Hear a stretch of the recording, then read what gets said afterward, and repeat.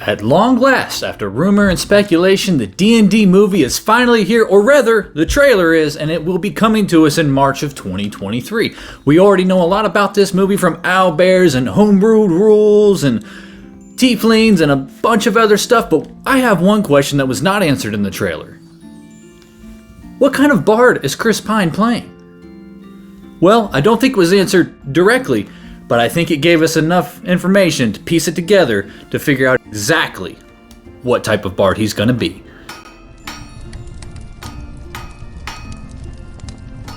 So for those of us that combed through the trailer and watched it multiple times and shared it with everybody we knew, you begin to pick up on things as you watch the trailer over and over. And there were particular things about Chris Pine's character that I think tell us enough information to piece together exactly what type of bard he's going to be playing.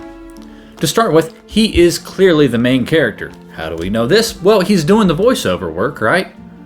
That's who we want to hear from the most, is the main character. It would be weird if it was another character, or if there is no main character and it is focused on all four of them, but for the trailer we have Chris Pine's voiceover. That would be strange. Though it may be too early to tell, this is the first trailer, and maybe following trailers will come from the other characters' perspectives, which would be neat, cool, and interesting, and I'm here for it, but I highly doubt that's what they're going to do. Maybe they'll prove me wrong, and if they do, great. But for now, I'm operating under the assumption that Chris Pine is the main character and whose story we're going to follow the most.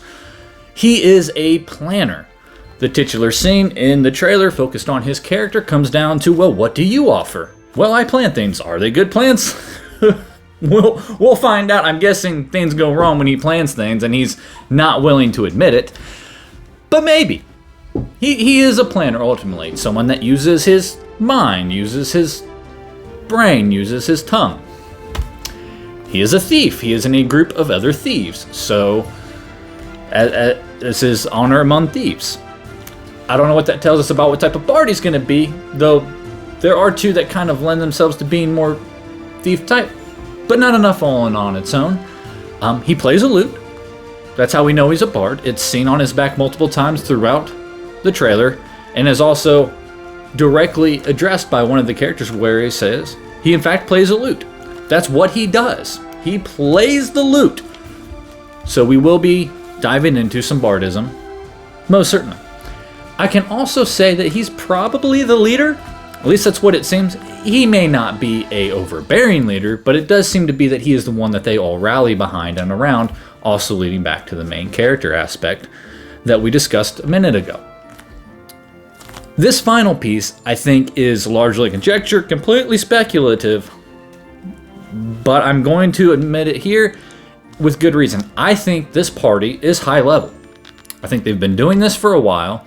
They have some skills, and they're good at what they do. They sometimes maybe make bad choices, which is revealed in the trailer, that they stole the thing for the big bad evil guy instead of to bring down the big bad evil guy. And who is the big bad evil guy? I'm pretty sure, based off the way that looks, that we're looking at an archmage here. I think it's an archmage, which is a no-nonsense monster. It is nothing to scoff at. If you approach an archmage and try to take them on at level 1, goodbye TPK, roll new characters, let's go again. You're talking about a CR12 monster that knows time stop. This is not a pushover monster.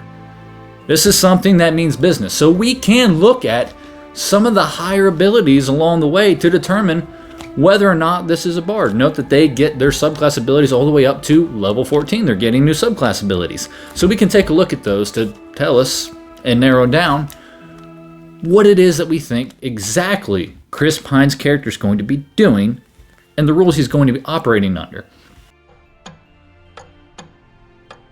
So let's start with the ones that he clearly is not. That way we can narrow our list down to a more manageable list to really pick apart which ones he may be. I think we can narrow it down to a total of 3. So let's go through the ones that we're crossing off the list immediately. The Lore Bard is one of the first ones that I looked at, being that it's from the player's handbook. I thought that would be a good candidate to go from. But he just doesn't really seem like the type. If you watch the trailer, does he strike you as sort of the historian of the group? Nah, No, I'll answer the question for you. No, he's not the lore bard. It's clearly not that. On top of that, he's not the spirits or whisperers bard either. Did you see hide-haired or mention of any spooky, scary skeletons on either side of the aisle in this, whether it be under the big bad evil guy, which looks to be an archmage, or the party of thieves? I saw no hint of anything supernatural, scary, or otherwise that would hint that we're going to be including supernatural elements that would lend use to having a spirits or whispers bard in the party. As much as I would love for him to be a whispers bard, and that's probably my favorite subclass of bard, I don't think that's what we're going with here. It seems that we're avoiding that entirely, especially for the tone of the movie being very lighthearted. Sword and Valor, both more martially adept bards. If I wasn't going to go Whispers Bard, I would probably go with Swords or Valor. Probably lean more towards Valor, but I'd have to give them a more and second thorough look to really determine that. But when determining if Chris Pine is a Swords or Valor bard, I can say absolutely not. Did you see a sword or blade anywhere near his body? I'll save you the time of having to go back and look because I already watched the trailer. I made sure to skim it to look for that exact thing one last time before I came down and sat down in front of you to deliver this information. He doesn't touch a weapon the entire trailer. It's nowhere near him. They're in dungeons. They're unlocking pedestals, hiding crowns. I hope that's a Helm of Intellect or telepathy or teleportation and all the different items that I hope show up in this movie. But the item that does not show up in this movie is a sword attached to Chris Pine's hip, back, or any other part of his body. Don't take that out of context. He's not a sword bard, and he's not a valor bard either, which leaves us 3 possibilities. And I'm going to go through them one by one from order of what I think is least likely to the final most likely one, and we'll break that down in further detail. The first 2 on our list are ones that are really there more so because I couldn't definitively put them on the previous list of things that Chris Pine's character definitely is not going to be doing in this movie. The first being the glamour bard. Yeah, sure, Chris Pine's a pretty man. Absolutely, objectively, he is a pretty man. He wasn't that pretty. I'm looking at Fabio, were we? No disrespect to Chris Pine, but I'm saying the editing team and the direction used with cinematographic camera tricks were not used to objectify Chris Pine, which is what I would expect if we were going the route of the glamour bard, which is why it's at the bottom of the list. Even though there's nothing absolutely disqualifying them from going this route, there was literally no clear indication that they are going this route. Maybe, but probably not. I mean, he does seem to maybe rely on his charm a little bit, but not necessarily the, look at me. I don't see that. I just don't. Maybe, but probably not. The creation bard, I think, is the second most likely choice here. The reason being is this lends more to some of the story as well, and if they go this route, maybe. From what brief information we can get from the trailer, it's almost as if they are setting him up to be a useless character for the majority of the movie. They literally ask, well, what is it that you do? And he has to defend this question, and he does not do a good job. He does not do a good job stating this case, well, this is what I do and this is what I add to the party. Which leads me to think that for most of the movie, he is going to be relatively useless and maybe even a detriment. Maybe it's even his idea to take the job that nobody else wanted to take in the first place. It could go down many avenues with that. But then maybe at the end, he picks up that loot, digs deep, and really does something wild and crazy. And the creation bard would allow for that to happen. It would be certainly cinematic to see objects along the big bad evil guys or the archmage's walls to start coming to life and attacking the enemy, or creating different items abound, and just there's a lot of things you could do with a movie that is looking for spectacle clearly with the creation bard, which is why I want it to be second from the list. Again, there's not really anything pointing in that direction except for a few potential story hints, and I have to really reach to get there, but I can see a pathway forged for him where the creation bard would make a lot of sense.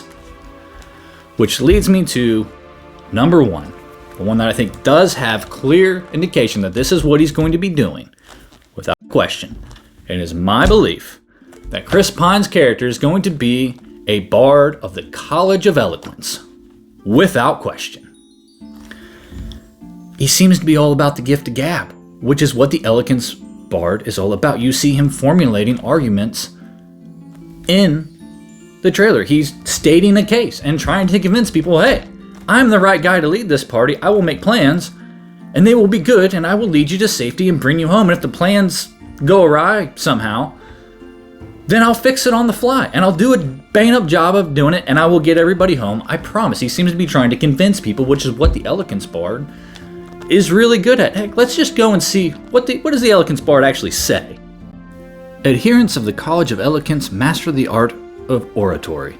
Persuasion is regarded as a high art, and a well-reasoned, well-spoken argument often proves more persuasive than facts. These bards wield a blend of logic and theatrical wordplay, winning over skeptics and detractors with logical arguments and plucking at heartstrings to appeal to the emotions of audiences.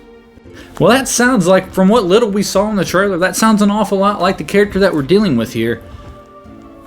But there's more layers to it than that. Sure, he's going to be inspiring his party. He's going to be bringing out the best in all of them. And sometimes with a character like this, it can seem like what's hinted at in the movie, you're not really doing anything. You're not dealing with damage. You're not necessarily locking down monsters specifically, which if you're playing a bard, of course you can do in D&D. But that doesn't mean you're not doing anything if you aren't doing these things. If you are improving and buffing your allies up and bolstering their confidence and making them more effective, you are certainly doing something. And it's an important role. It's a role that I absolutely love, and I think it's why a lot of people really like the bard. Beyond, the versatility and utility of it, people like making other people feel good. That's what the bard does, and the Eloquence bard does it the best. But notice very specific parts of what I just described for you in that little blurb a second ago. He is supposed to captivate the audience and present them all. What did we determine Chris Pine's character is to this movie? He is the main character. What is the main character's job in a story? To entrance you, to make you care about the story. He's already filled that role. That is the role of the Eloquence bard, is to make you care, to bring you in, and make you part of the fun, which is what this movie is going to try to do. It's what Chris Pine is going to try to do as an actor, and it's what his character is going to do in the movie. Do you agree with my assessment? Do you think he's going to be an Eloquence bard in this movie? If you think he's going to be another subclass, please tell me why in the comments below, and give me a reason why. I'd love to hear your thoughts on the matter. If you like what I had to say here and you think I might be onto something, go ahead and hit that thumbs up on the video so I don't think I'm crazy. And to know when the next movie comes out, which will be on Mondays, but to know exactly when, hit that subscribe button. And I'll see you when the shop opens back up.